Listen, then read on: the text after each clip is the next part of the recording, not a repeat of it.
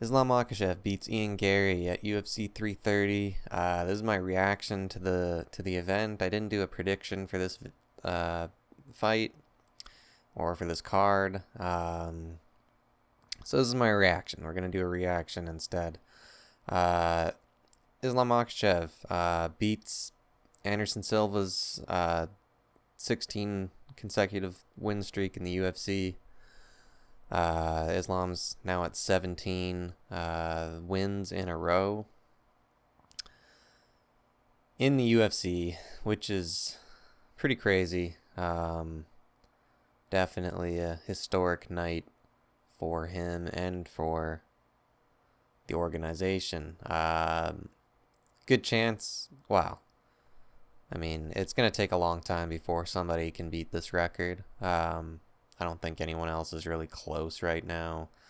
I think Marab was the only other guy that was kind of close, and I think he lost at like 13 or 14 wins in a row, so crazy, crazy stuff. This fight was pretty good, kind of. I mean, it started out pretty exciting with Islam. I thought he was going to get the finish.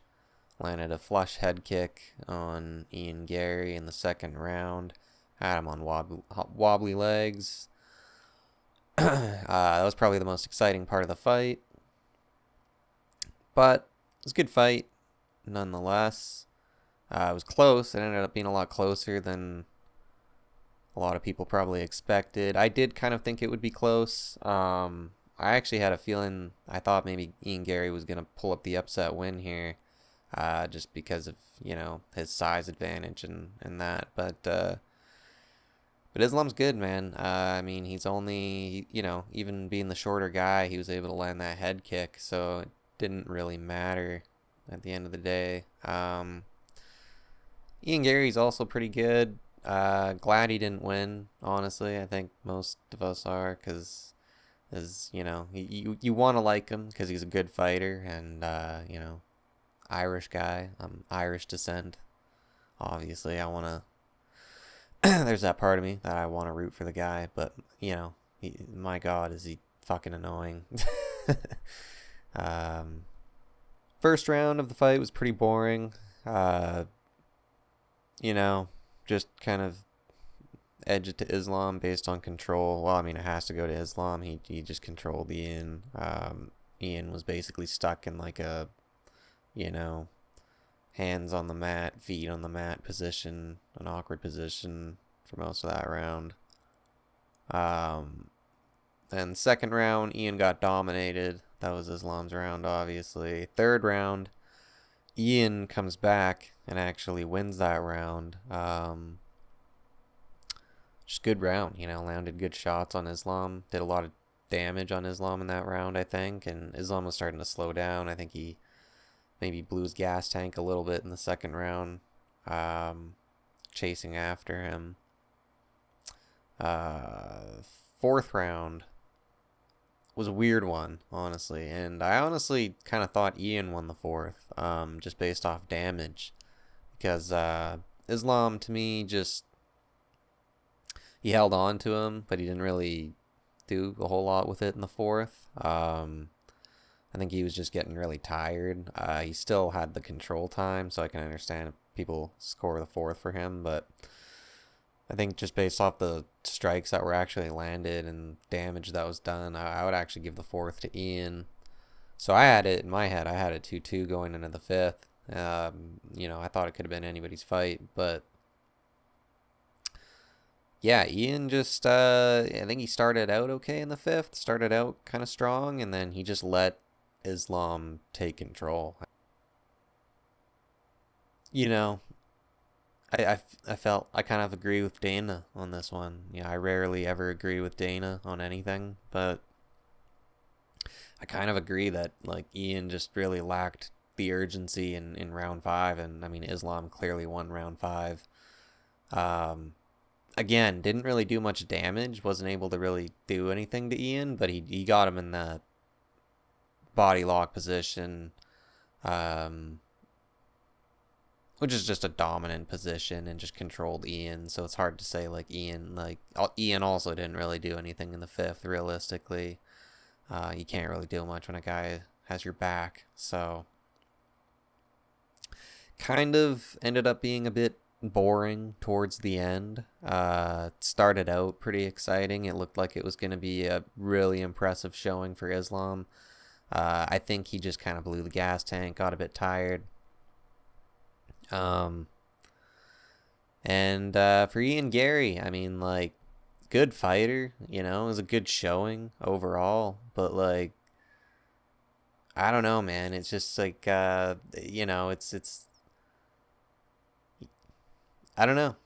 I'm probably being too critical because, it's Islam, and like, if that were any other fighter, Gary's probably gonna beat most fighters in the division. If Islam wasn't there, there's a good chance Ian Garry would be the champion. We just don't know how good Morales is yet. But yeah, I don't know. It just kind of seemed to it seemed to me like Ian just accepted that he wasn't going to become the champion at a certain point in this fight. I think it was in the fourth round, if I'm being honest. Even though I felt like Ian won the fourth, maybe he didn't feel like he won the fourth, because I felt like if he had come out in the fifth with a lot more urgency and like a lot more intense, even. I don't know. Easy to say when you're just a guy watching from home. Yeah, overall, decent fight. But, great win for Makachev. Historic win. I think, I think we can say that Makachev's probably better than Khabib at this point, but I know a lot of people will disagree with me on that. But, I mean, I think his resume, at the very least, you could say, is a lot better. All right. Co-main event, Mackenzie Dern versus Jillian Robertson. This fight was okay. It was kind of odd to me. I guess Dern just got tired in the fifth.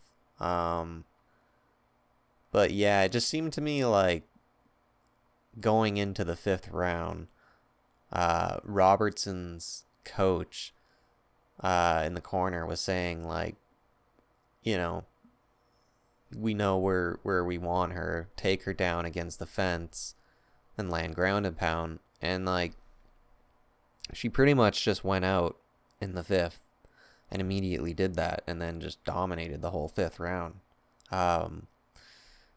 Where was that the whole rest of the fight? And that's why I'm saying maybe Duran just got tired in the fifth, so she just couldn't defend anything anymore.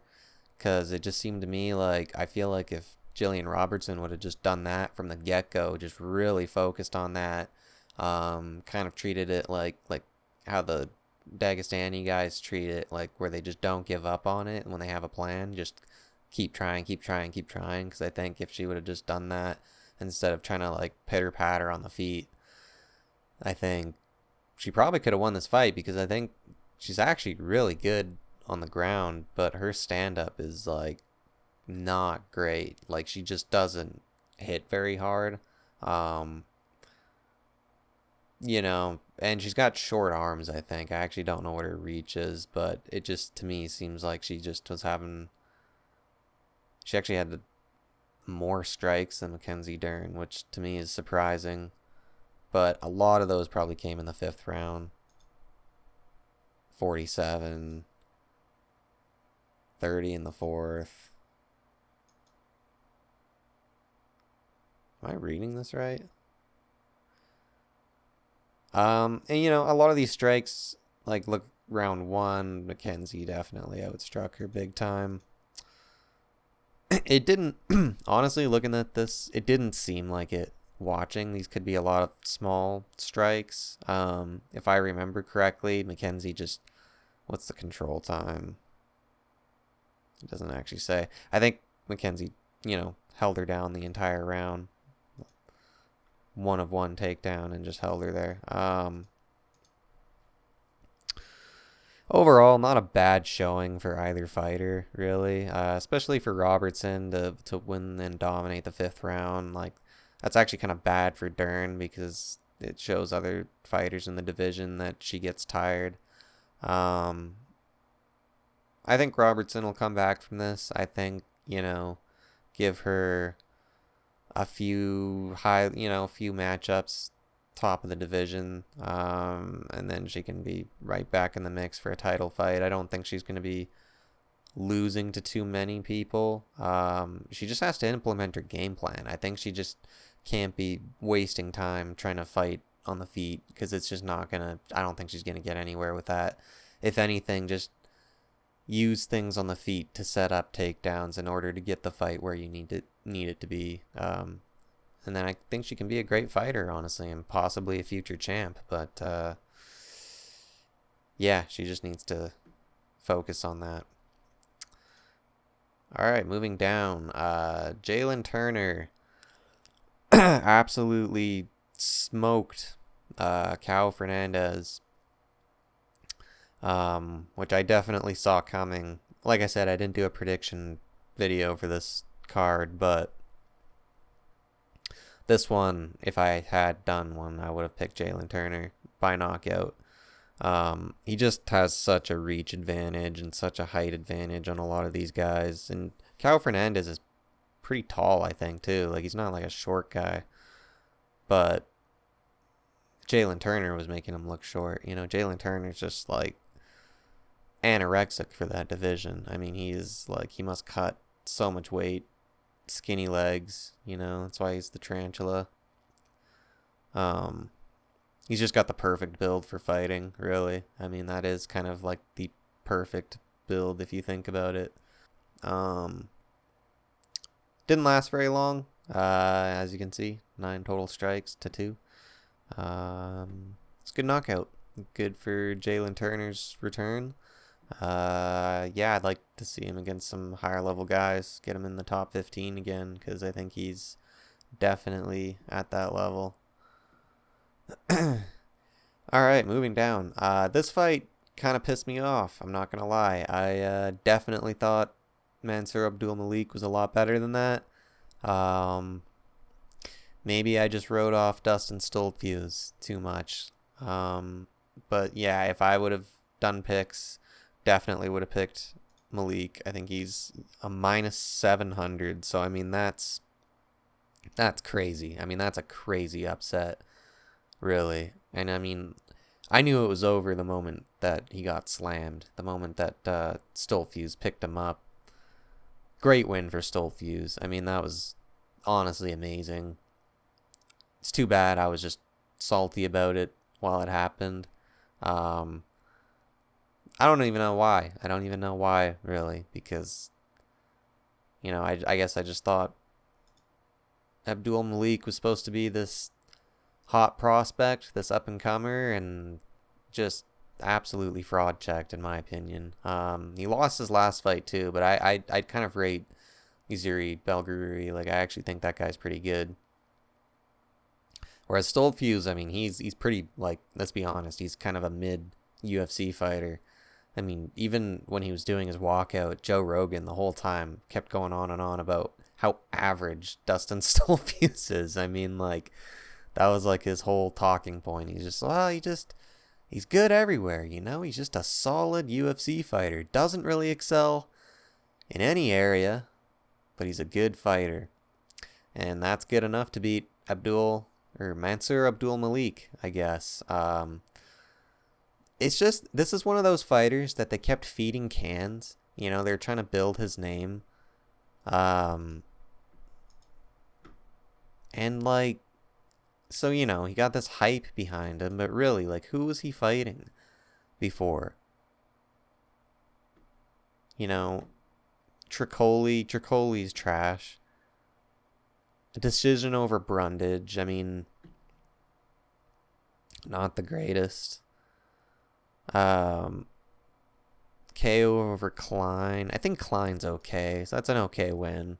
And Todorovic, like, this guy's terrible. This guy hardly ever, I think he's on like he might get cut from the UFC. Like, these are all cans, basically, if we're being honest, right? Up until Belgarui.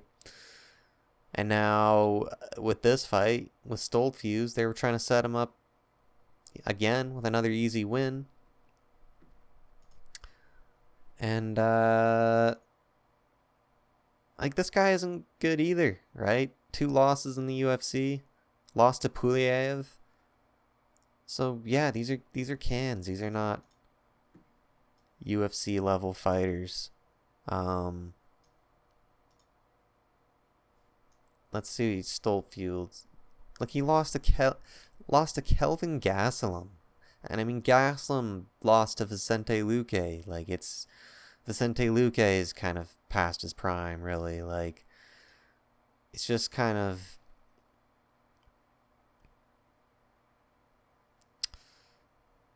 you know, that's a good win.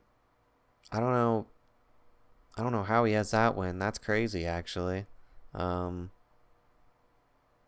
Maybe that's his thing. Maybe that's Dustin Stoltfuse. Maybe he just pulls out crazy wins every once in a while, and I'm just going off on Mansour for no reason. But I just felt like this guy was such a hype train. That was such a hype train derail, in my opinion.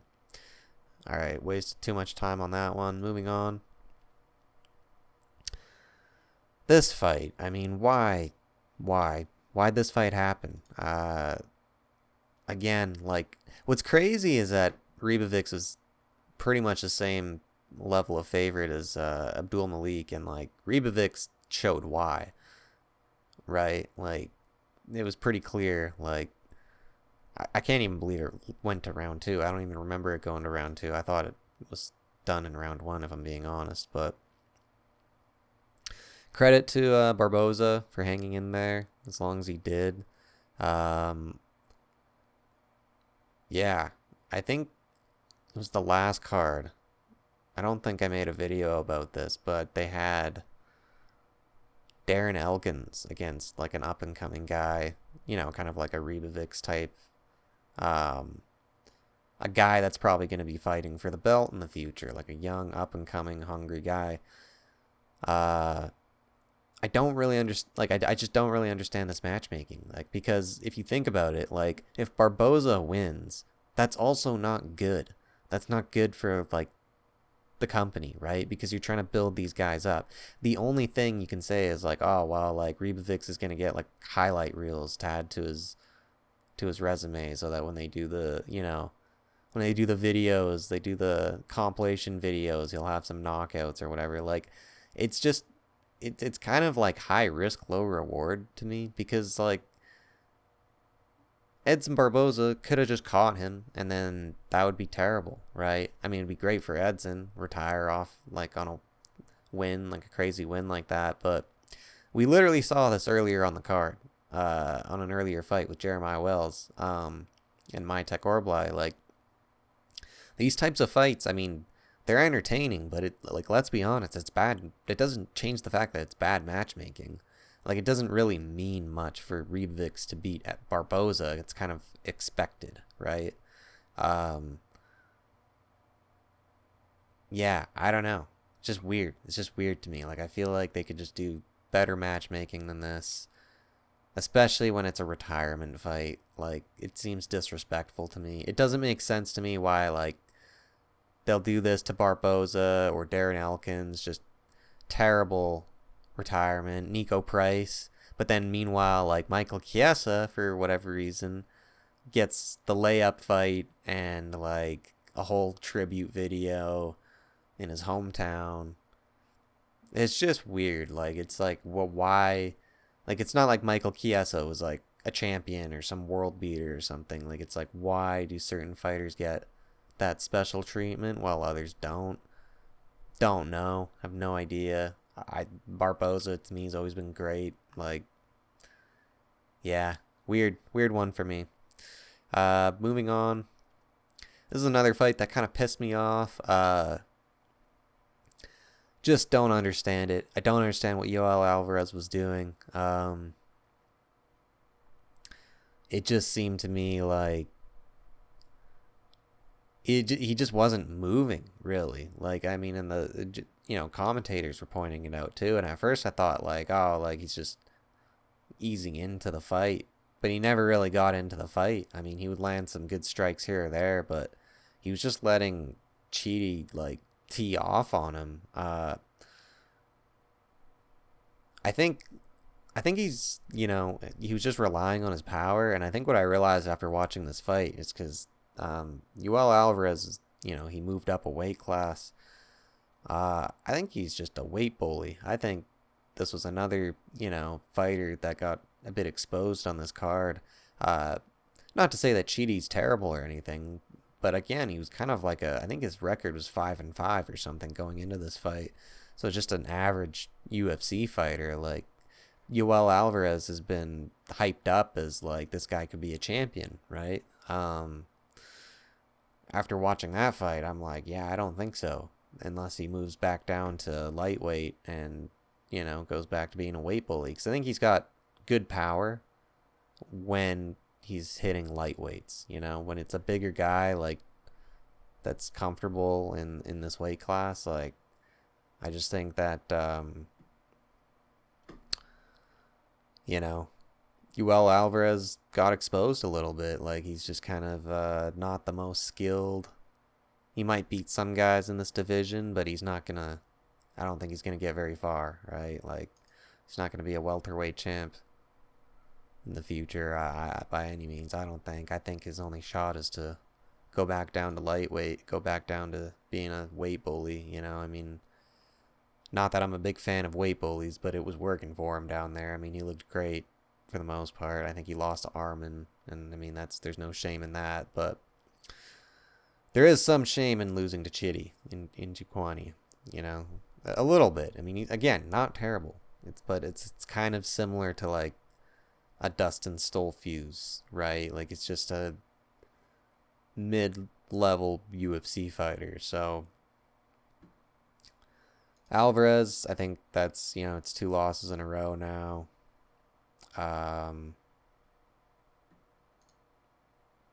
Yeah, I think he's still young. He'll probably learn and be a decent fighter, but I don't think he'll ever be a champion, even at lightweight. Like, I think for me that kind of killed the hype on Yoel Alvarez a little bit. Moving down the card, we have Charles Johnson versus Eduardo Chaplin. This fight was great. This fight was actually pretty crazy. I actually thought Eduardo, I thought he had it. I mean, I thought when he caught Charles with that, I think it was a left hook or maybe a right, I can't remember, but Charles Johnson basically was like flatlined for like maybe a second, and then he just came back, came to and reawoke and just was right back in the fight. Impressive, very impressive win for Charles Johnson. Showed why he's a really dangerous guy in this in the flyweight division. Like, he's got some great wins now, and I think this one's just gonna age like nicely. I think it's gonna age really nice. I think Chaplin is going to get some more opportunities. He had a good showing here. And I think he's going to beat a lot of guys in this division. I think he's actually really good. But yeah, great win for Charles Johnson.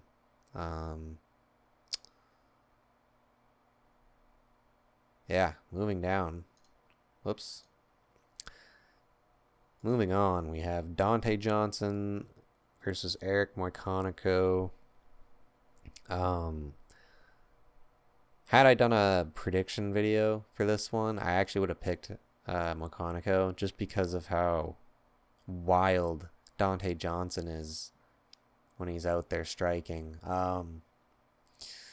He got the win still. Yeah, it was actually a really nice knockout. If you only saw the knockout, you might think, wow, this guy's got some really clean striking, It was just a solid right hand straight down the pipe, but I don't even know if it was a 1-2, maybe. I can't remember. But, yeah. He's athletic as hell. And I think, like, if this guy just calms down a bit and get some good coaches to kind of reel him in and work on the technique and not just run at the guy and throw haymakers, I think this guy might have a bright future. Um, but that being said, I mean, he's got a lot to work on fundamentally, just footwork and all of that. Um, but then again, like him getting that knockout for me, that was like obviously great. I mean, good, but it was a good sign. It wasn't just a wild haymaker that landed. It was when he kind of started to ease into the fight a bit, calmed down, and then, landed that good shot.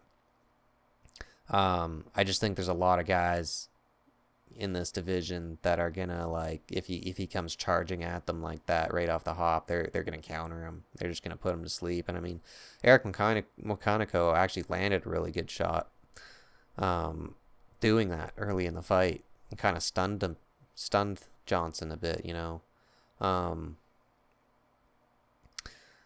So yeah, it was a good fight, a bit of a weird one. Like, it was almost, he almost got lucky in a way. But I think after he got stunned, probably he dialed it in and got a good knockout. All right, moving on. This was a good fight. This was actually a really good fight. I thought one of these guys was going to get a submission, and my God, both of them almost did. Especially Luque. I mean, I could not believe that Luque did not get that submission. I thought, that was the Vicente Luque classic. Like, that's what he does. He seemed like he had that sunk in completely. I'm not sure what Tresean did in that situation to give himself space in order to breathe, but maybe there's something I wasn't seeing. But yeah, that was shocking to me, actually. I thought Luque had it.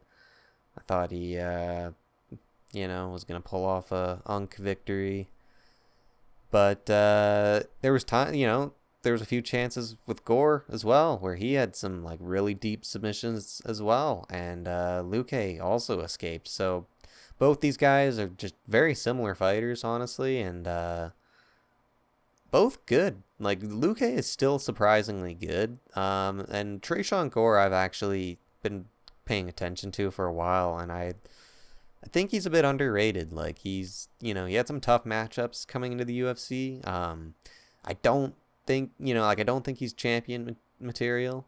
But I think he could be like a top 10 guy. I think he could possible future top 10 fighter.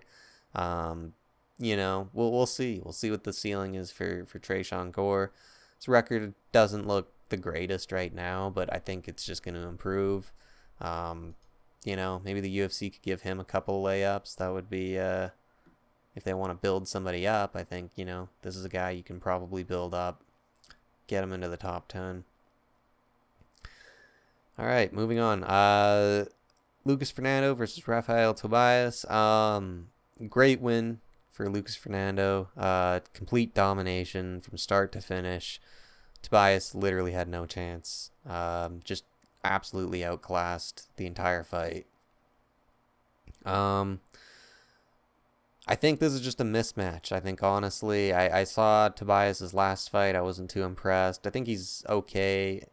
He's still young. I think he's only like 23. So, I mean, this guy could improve a lot in the future. I think he's good on the ground. Just has, needs a lot of improvement on the feet. As for Fernando, I mean, we'll see. I mean, he looked great in this fight. I think he can probably beat a lot of guys at light heavyweight, but I think he can make it the top 10. Like, I think this guy is he showed a lot of skill in this fight.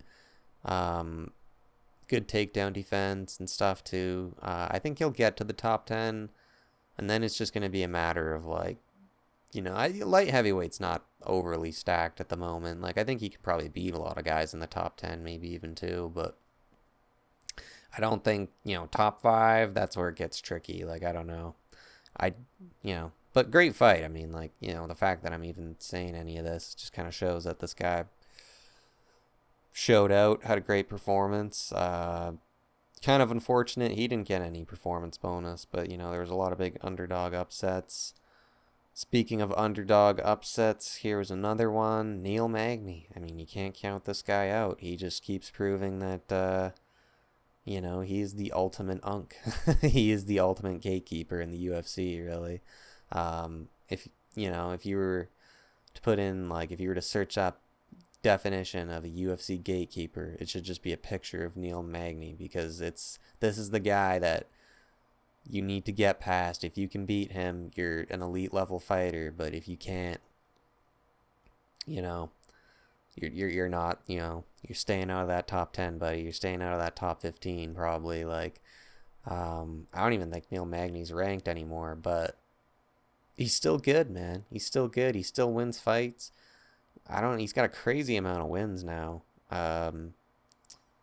And for Ramiz Brahimaj, I mean, if again, I didn't do the prediction. If I would have picked Brahimaj. I don't know what fight it was I saw of this guy that I was so impressed with, but I was a lot, I was pretty high on this guy. I thought he was a lot better than what he showed in this fight. I thought he had better striking, but it just seemed like all he wanted to do was wrestle and get the submission. When you're fighting a top level guy like Neil Magny, a guy that's been around, a guy that, he's seen everything, you need more than that. That's not going to work. In the opening fight, arguably one of the best fights of the night on the card, in my opinion. I guess if Orablai would have won, it wouldn't have been that exciting. It would have just been, another domination. But wow, what a showing for Jeremiah Wells. Incredible, really. Like, I think, that submission that he caught him with, and it was in the third round too. Like, he landed like a good right hand, that hurt Orablai, and Orablai has a good poker face. He didn't really show it, but like, he immediately went in for a takedown, and it was just a shitty shot. Like, he just went in for a bad takedown, and Jeremiah Wells just, man, he caught him. Like, he just took full advantage of that, stayed alert the whole fight, never gave up on himself. I mean, I guess when you're 39 and you've been fighting for as long as he has, like, that's something, the unks are dangerous, man. Like, you gotta watch out. You can't get complacent with these unks, because they're waiting for their moment, and if you give them any opportunity, they'll take it. A lot of them, at least. Terrible for Makachev Orablai. I mean, he had a ton of fans there too. It was the first fight of the night, and it was actually pretty loud. There was a ton of Orablai fans in the crowd. I think Wells is the hometown fight for him too. Like, I think he was from Philly, so he had some pop as well. Probably one of the loudest first fights of a card I've ever seen. Like, usually it's pretty empty, but like, this was a good fight. I don't know why they put this as the first fight on the card. Both of the Neil Magny fight, these should have been higher up on the card. Honestly, there was lesser fights higher up on the card, but anyways, terrible for Makachev Orablai, man. Like, he'll bounce back from this, obviously, but just a bad loss to have on the record. It's one that people are going to bring up a lot, when talking about this guy in the future. For Jeremiah Wells, he requested a guy in the top 15. I don't think they're going to give him a guy in the top 15. I think that was probably it for him. Probably retirement for Jeremiah Wells. But, hey, great way to retire. And you got a performance bonus as well. Performance of the night. So,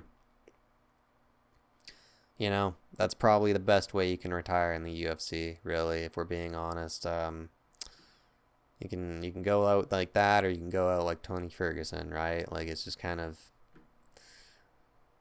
you get that opportunity. He mentioned retirement. I just don't think the UFC is going to give him what he wants. So, hey, legendary way to go out. But yeah, that was it. That was the card. Those were my thoughts. I don't know if I talked about it earlier, but I wanted to mention with the Ian Garry fight, like, By the end of the fight, it was clear that Ian Garry had done the more damage, and that needs to be mentioned. Like, yes, Islam controlled Ian, and in the fifth round, I definitely give the fifth round to Islam. He just had way better control, and he was trying to land some punches from the back and possibly go for submissions. I don't know. He didn't really try that hard, but he was a bit of a lay and pray. It was a bit of a lay and pray from Islam. I kind of forgive him for it, I guess, after the first two rounds. But even in the first round, he kind of just held on to Ian. He only really had that really good second round that was really impressive. Like, really impressive, honestly. Like, not many people do that to Ian Garry, right? So it's a little bit disappointing from Islam. Like, he even talked about it before this fight that he wanted to have better performances. Like, I know he's also trying to win, and it's historic, and it's hard to criticize a guy in that position because, like, yeah, historic win. But yeah, it is interesting when when the fight's over and you're looking at both guys, and Ian's fine, really. I mean, he just looked completely fine, whereas Islam had a ton of damage on his face. I definitely think Ian won the fourth because, like, Islam really didn't do anything in that round. I mean, he held on to him, but look at the damage that Islam had on his face by the end of the fight. Like, a lot of that came from the third and fourth round, and even early in the fifth as well. So I understand if people are saying there's an argument that Ian probably could have won this fight. Like, I kind of understand it, but I also understand why Islam won. And, like, in my opinion, still, I think Islam won, but I think it was 3-2. And a lot of people are going to say this fight was 4-1, but it was a closer fight than a lot of people expected, probably. It was kind of what I expected. I actually thought Ian was going to win. Didn't get the win, though. Not hurt by that in any way. I mean, the guy's a total douchebag, so, is what it is, right? I actually, when Islam almost finished him in the second, I was just laughing. I actually kind of wanted, I thought, it would have been great, honestly, to see Ian just get slimed out by Islam like that. But anyways, that was my thoughts. Yeah, let me know what you guys think in the comments. And I'll see you guys in the next one.